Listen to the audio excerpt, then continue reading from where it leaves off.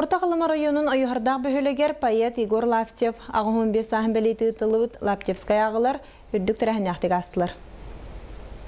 Төрәбіт қаламатын кәрі айылғатын үтөлі хеджонларын қоғануғар істің ейіләқті қоғыян қалалар бұд поэтынан Егор Лаптев болар. Ол күрдік поэт үгіз қоғана уастан түспет ұры болан күндігінігер дері ұллана сұрыттаға.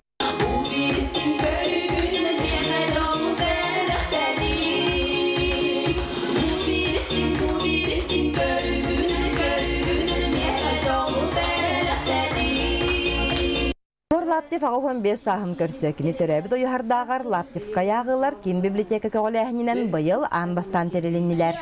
Бігі бағарабыд бұнар қоған конкурсына рыпақ бұл қалыма автордарын, үлелерін сайынларар пропагандалыр гаден.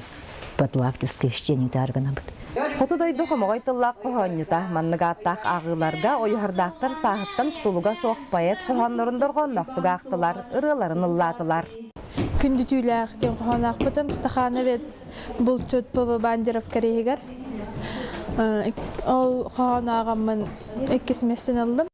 Тапталлақ қалыматын ұрытығыр қоғануғар істіңлік тойбыт поэт Егор Лаптев атын өтетіге 2 күрдік үлі сағаланына. Александра Хабытчарова, Саха телевидениеті, Орта қалыма.